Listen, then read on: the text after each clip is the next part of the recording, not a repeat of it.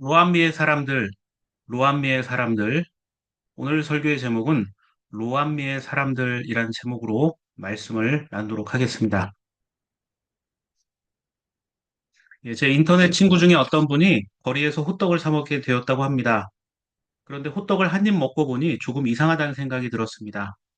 뜨겁지 말라고 호떡을 담아준 종이컵에 주의사항이라고 적혀 있었는데 자세히 보니 건강검사할 때 사용하는 소변검사용 컵이었다고 합니다. 이분은 잠시 이 컵을 보고 고민에 빠졌다고 합니다. 호떡을 계속 먹어야 할까 말아야 할까 하고 말이죠. 여러분이라면 어떻게 하시겠습니까? 글쓴이는 사용한 적도 없고 깨끗한 종이컵이라 별 문제 아니라 생각하고 호떡을 맛있게 먹었다고 합니다. 그러면서 이름이 주는 중요성 그리고 편견에 대해 생각해 보게 되었다고 합니다. 우리도 그럴 때가 있습니다. 겉에 있는 포장 때문에 내용물을 기대하기도 하지만 화려한 포장에 비해 부실한 물건을 받으면 실망하기도 합니다. 정반대의 경우도 있죠. 별거 아니었던 것 같은데 그 내용물을 보고 야, 이거 생각보다 괜찮다라고 할 때도 있습니다. 오늘 말씀의 배경이 되는 북이스라엘의 왕 여로보암 2세가 그랬고 호세의 자녀들 역시 그러한 삶을 살았었습니다. 오늘 첫 번째 본문인 호세아 1장 2절에서 10절은 이스라엘이 남북으로 분열되어 있던 시기를 배경으로 합니다. 그 중에서 이스라엘의 13번째 왕이었던 여로보암 2세가 통치하던 이 북이스라엘은 여로보암 2세 시기의 전성기였습니다. 북이스라엘의 여러 경쟁자 중 하나였던 아람, 즉 시리아를 공격해서 수도 다메섹을 점령하는 등 여로보암 2세는 주변의 여러 나라를 정복하고 40년 통치 기간 동안 군사, 정치, 경제, 문화 등에서 최고의 황금기를 이루어내었습니다. 그런데 역사의 평가는 이 여로보암 2세에 대해서 정반대의 입장을 내놓고 있습니다. 주후 1세기 유대 역사가인 요세푸스는 유대 고대사라는 책에서 여로보암 2세에 대해서 이런 평가를 합니다. 이 왕은 하나님께 오만무리하게 대적했으며 우상을 숭배했을 뿐 아니라 말할 수 없는 기괴한 일들을 많이 저질렀다. 그는 또한 이스라엘 백성의 수만 가지 불행의 화근이었다라고 기록하고 있습니다. 실제 업적과는 너무나 다른 역사의 평가입니다. 왜 그랬을까요? 요세푸스는 이 역사를 구약 성경을 중심으로 서술을 했습니다. 그러다 보니까 성경에 나온 기록과 이 요세푸스의 이야기가 거의 일치할 수밖에 없습니다.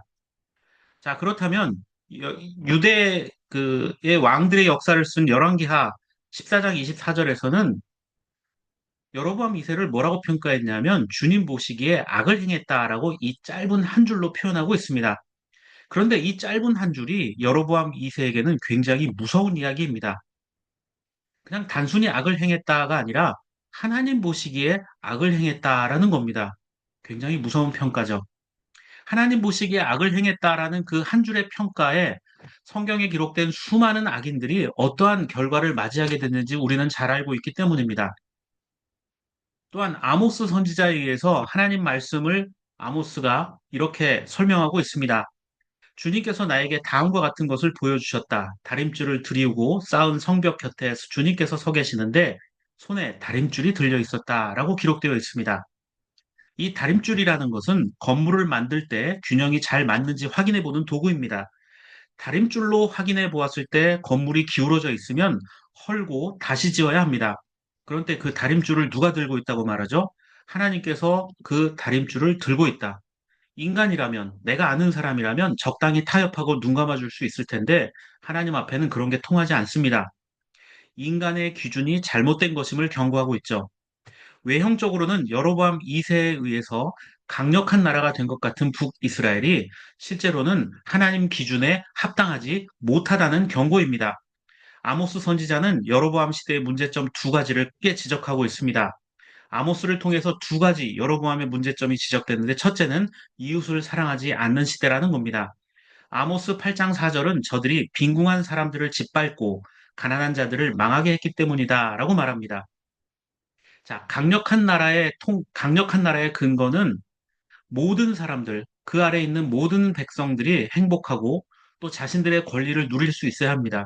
그런데 여로보암 2세 시대의 북이스라엘은 빈궁하고 가난한 자들을 짓밟고 일어선 강력함이었기 때문에 이웃을 돌아보지 않는 것은 하나님 뜻에 맞지 않는 것이죠. 그래서 이러한 나라는 경고 심판을 받을 수밖에 없다는 겁니다. 두 번째, 아모스가 경고했던 여로보암 시대의 북이스라엘의 잘못된 점은 바로 하나님을 사랑하지 않았다라는 겁니다. 첫째는 이웃을 사랑하지 않았고, 둘째는 하나님을 사랑하지 않았다. 구체적으로 예배가 타락했습니다. 그들의 예배가 얼마나 타락했는지 아모스 8장 5절과 6절은 이렇게 말하죠. 기껏 한다는 말이 초하루 축제가 언제 지나서 우리가 곡식을 팔 수 있을까? 안식일이 언제 지나서 우리가 밀을 낼 수 있을까? 여러분, 초하루 축제나 안식일은 하나님께 예배하는 날입니다. 이스라엘의 율법엔 안식일, 하나님 앞에 예배하는 그 날에는 아무 일도 해서는 안 됩니다. 불을 피우거나 병자를 치료하는 것도 금지되어 있을 정도입니다. 이윤을 추구하는 장사는 더욱더 금지되어 있습니다. 그런데 5절을 보면 초하루 축제가 언제 지나서 곡식을 팔 수 있을까? 안식일이 언제 지나서 우리가 밀을 낼 수 있을까? 이렇게 안절부절 못하죠. 예배를 하고 있는데 그 마음과 생각은 딴 데가 있는 겁니다. 안식일에 장사를 못하게 되니 이거 손해가 이만저만이 아니다. 오히려 불평불만을 합니다. 하나님 앞에선 그 순간까지도 그들은 손해를 어떻게 채울까 고민하고 있습니다. 그래서 6절 말씀을 보면 예배 때문에 손해본 시간과 물질을 때우기 위해서 너무나 충격적인 계획을 수립합니다. 헐값에 가난한 사람들을 사고 신 한 켤레 값으로 빈궁한 사람들을 사자. 찌꺼기도 팔아먹자. 예배하는 날 하루 장사 망친 것 때문에 그걸 보충하기 위해서 사람들을 아주 값싸게 고용해서 아주 싸구려 물건들을 비싸게 팔아먹자라고 말합니다. 여러분, 이러한 계획을 언제 세웠다고 하죠? 초하루 축제가 언제 끝나고 안식일이 언제 끝나고 하나님 앞에 예배하는 그 자리에서 이런 못된 생각을 하고 있었다는 겁니다. 그래서 7절 말씀을 보면 하나님께서 그들이 한 일을 두고두고 잊지 않겠다라고 경고하고 계십니다. 이 이스라엘 사람들의 신앙이 가짜였던 건 그 중심에 이웃을 사랑하지도 않았을 뿐만이 아니라 하나님도 사랑하지 않았기 때문입니다.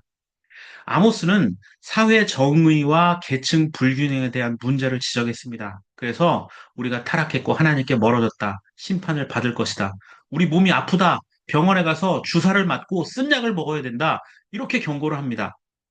거기에 비해서 오늘 본문 우리가 살펴볼 호세아는 우리가 범죄를 해서 아프다.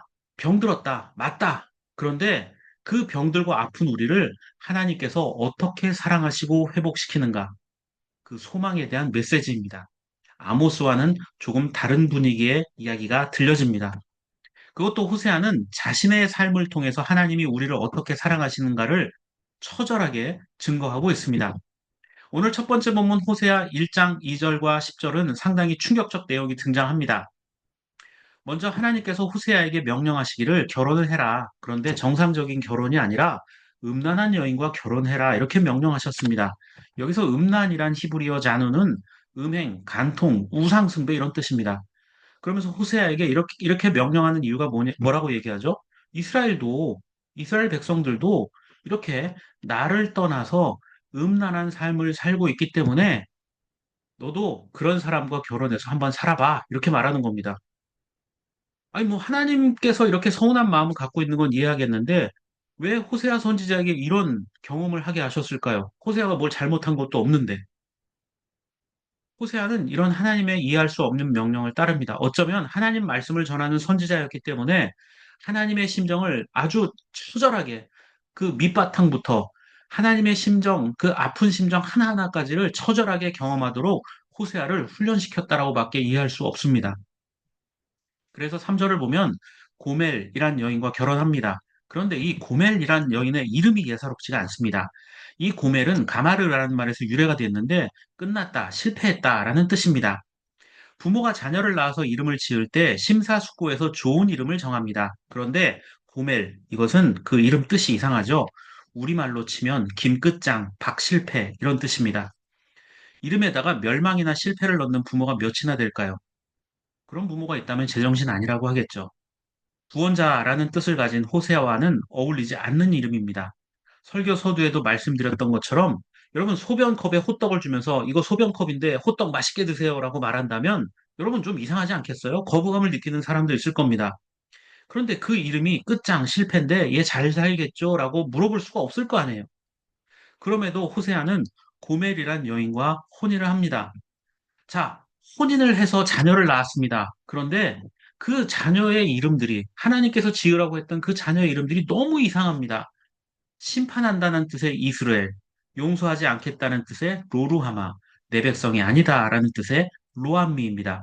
아들, 딸, 아들 이렇게 낳았는데 뭐 남편이나 부인의 이름이야 내가 짓는 게 아니니까 어쩔 수 없다 해도 자녀의 이름에다가 심판, 저주, 미움 여러분 이런 이름을 넣으면 과연 그게 온당한 정상적인 생각을 하는 부모라고 볼 수 있겠습니까? 자, 심판, 저주, 미움. 왜 하나님께서 이런 이름을 호세아의 자녀들에게 지으라고 하셨을까요? 어쩌면 이 이름이야말로 하나님께서 느끼신 고통과 실망이 담긴 이름들일 수 있습니다. 하나님을 떠난 백성, 이름조차 부르기 싫을 정도로 관계가 단절된 상황을 하나님께서는 호세아에게 투영시키고 있었던 것은 아니었을까 생각됩니다.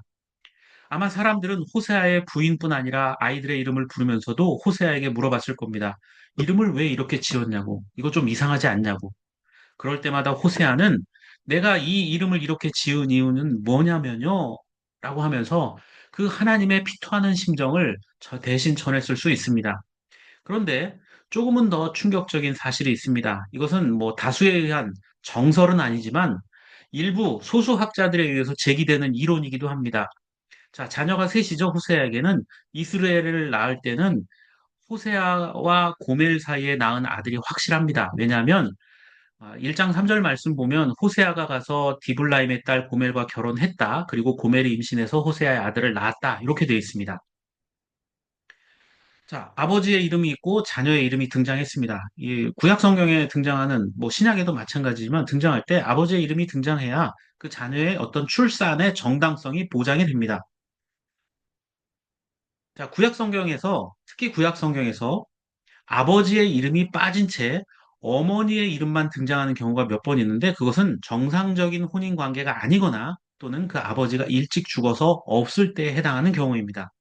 그런데 6절과 8절 말씀을 보면 자, 호세아와 고멜이 다시 임신하여 딸을 낳았다. 이렇게 되어 있지 않습니다. 또 호세아가 보통 성경에는 남자의 부계를 따르기 때문에 그 아버지의 이름을 읽고 그 이어서 자녀의 이름이 등장합니다. 그래서 호세아가 디블레임의 딸 고멜과 결혼했다. 고멜이 임신하여 호세아의 아들을 낳았다. 자, 호세아 이름이 계속 나오잖아요. 그러면 6절에도 고멜이 다시 임신하여 딸을 낳았다. 이렇게 하지 않고 호세아는 다시 딸을 낳았다. 또는 호세아는 다시 아들을 낳았다. 뭐 이런 식으로 나와야 됩니다. 그런데 6절과 8절 보면 고멜이 임신하여 딸을 낳았다.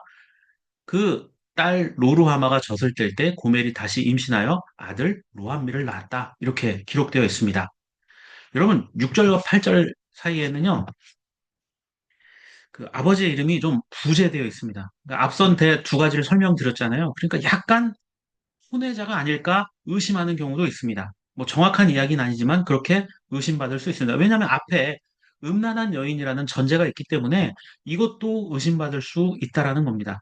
그렇다면 이게 과연 사실이라면 하나님 말씀을 전해야 하는 호세의 입장에서는 굉장히 난처한 입장일 수 있습니다. 상상해 보십시오. 하나님 말씀을 전하는데 자기 부인의 행실에 문제가 있고 자녀들도 다 배다른 아버지를 가진 자녀다. 이 가정이 정상적인 가정이라고 생각할 사람이 얼마 없을 겁니다. 자, 호세아가 사람들 앞에 나가서 여러분 하나님 앞에 정직하십시오. 깨끗하게 사십시오. 가정을 잘 돌보십시오. 라고 말한다면 설득력이 있었을까요? 하나님은 호세아에게 왜 이런 힘든 일을 감당시키신 것일까요? 결혼도 쉽지 않았는데 그 자녀들의 이름 역시 예상을 뛰어넘는 그런 이름입니다. 그러면서 호세아는 알았을 겁니다. 아, 하나님께서 하나님을 멀리하고 반복적으로 배신하는 이스라엘을 이렇게 사랑하고 이렇게 회복시키기 위해서 이렇게 고통을 당하셨구나. 내가 느꼈던 고통은 하나님의 당한 고통에 비하면 아무것도 아니구나를 깨닫게 하셨을 겁니다. 그리고 호세아 역시 하나님께서 그렇게 하셨던 것처럼 그의 아내를 다시 받아들이고 용서하는 과정들을 통해서 하나님의 마음을 이해합니다. 그래서 더 간절하게 이스라엘의 말씀을 선포했을 겁니다. 그리고 호세아는 10절에서 희망을 선포합니다. 이스라엘의 자손의 수가 바닷가의 모래처럼 많아져서 얼마 되는지 아무도 되어보거나 세어볼 수 없을 때가 올 것이다. 그때가 되면 사람들이 너를 로암미라고 부른 땅에서 살아계신 하나님의 자녀라고 부를 것이다. 라고 되어 있습니다. 자, 앞서서 제가 설명드리면서 호세아의 자녀들 중에 이 로암미가 어떤 뜻이라고 했죠? 내 백성이 아니다. 이런 뜻이라고 했잖아요. 내 백성이 아니다. 여러분, 그런데 로암미는 사실 태어나면서부터 자기가 그걸 결정할 수 있는 권한이 없었지 않습니까? 그냥 아기로 태어났는데 내 이름이 로암미예요. 하나님께 버림받았다. 이런 뜻을 가지게 된다면 얼마나 인생이 불행하다고 느끼겠습니까? 또 사람들이 얼마나 놀렸겠어요. 야, 저거, 저 하나님께 버림받은 애야. 이름이 그래서 하나님께 버림받았다는 뜻이야. 로암미야. 이렇게 이야기하는 겁니다. 자, 이렇게 버림받고 조롱당하는 로암미와 같은 인생을 사는 그런 사람들이 얼마나 될까요? 그 땅은 단순히 호세아가 살던 시대의 가나안 땅만을 지칭하는 것은 아닐 겁니다. 오늘도 우리 주변에는 하나님께 버림받은 것 같은, 내 백성 아니다 하는 것 같은 로함미와 같은 삶을 사는 자들이 있습니다. 전쟁이 벌어져서 생존을 위협받는 우크라이나나 가자 지역의 팔레스타인이나 때로는 서로 으르렁거리며 싸우고 있는 이란이나 이스라엘의 그 아무 문제 없는 평범한 사람들이 될 수도 있습니다. 그들이 바로 하나님 왜 저를 버리십니까? 라고 로암미처럼 부르짖는 자들이 될 수 있습니다. 크게는 강대국 사이에서 둘러싸여 약소국의 서름을 경험하는 우리나라가 그런 로암미의 땅이 될 수도 있습니다. 작게는 하나님을 의지하고 기도해도 해결되지 않는 문제를 안고 살아가는 이들이 서 있는 삶의 자리가 어쩌면 로암미의 땅이 될 수도 있습니다. 하나님 살아계시긴 합니까? 하면서 고통스러운 나날을 살아가는 이들의 삶이 바로 로암미의 땅이 될 수도 있습니다. 차라리 내 생명 거두어 가십시오. 이렇게 고통에 몸부림치고 있는 그러한 자들의 삶이 또한 로암미의 땅이 될 수도 있습니다. 더 나아가서는 성경 말씀에 예수 그리스도께서도 나의 하나님, 나의 하나님, 어찌하여 나를 버리십니까? 라고 절규하시기도 했습니다. 크건 작건 우리는 삶의 여러 순간 하나님이 계시지 않는 것 같은 상황을 경험할 때가 있습니다. 호세아는 자신의 불행한 가정을 통해 더 처절히 이런 하나님을 경험했을지도 모릅니다. 그러나 우리는 호세아가 그러했듯 결코 낙심하거나 포기하지 말아야 합니다. 그런 고통의 자리에서 하나님은 우리를 하나님의 자녀로 회복시켜 주신다라고 말씀하셨기 때문입니다. 로암미라고 부른 땅에서 살아계신 하나님의 자녀라고 이제 부를 것이다라고 약속하고 있습니다. 우리가 그런 약속을 믿고 기다릴 수 있는 이유가 무엇일까요? 하나님께서는 결코 우리에게 나쁜 것을 주시는 분이 아닙니다. 하지만 때로는 이해할 수 없는 것을 주시긴 합니다. 누가복음 11장 11절부터 13절에는 뭐라고 얘기합니까? 생선을 달라는데 뱀을 줄 아버지가 어디 있으며 달걀을 달라는데 정갈을 줄 사람이 어디 있느냐? 너희가 악한 자라 해도 너희 자녀에게 좋은 걸 주려고 하는데 하늘에 계신 아버지께서 구하는 사람에게 성령을 주시지 않겠느냐? 우리가 몸이 아프면 약을 먹어야 됩니다. 아프게 따끔하게 주사를 맞아야 됩니다. 그래서 어릴 때 병원에 가면 의사나 간호사만 봐도 울기 시작합니다. 그 잠깐의 따끔함, 입에 쓴 약을 먹는 시간이 있어야 치료가 됩니다. 아모스 선지자는 그런 역할을 감당했던 자였습니다. 반면에 그 치료의 삶, 그 고통의 과정이 지나면 호세아처럼 회복의 시간이 온다는 것입니다. 우리의 삶도 마찬가지죠. 때로는 주사보다 더 강한 고통과 아픔, 그리고 눈물 속에서도 하나님의 사랑을 잃어버리지 않는 우리의 삶이 되어야겠습니다. 우리가 하나님께로부터 숨쉬는 존재로 지음받은 하나님의 자녀라는 사실을 잊지 않고 꼭 기억하고 살아가는 저와 여러분들의 삶이 되기를 바랍니다.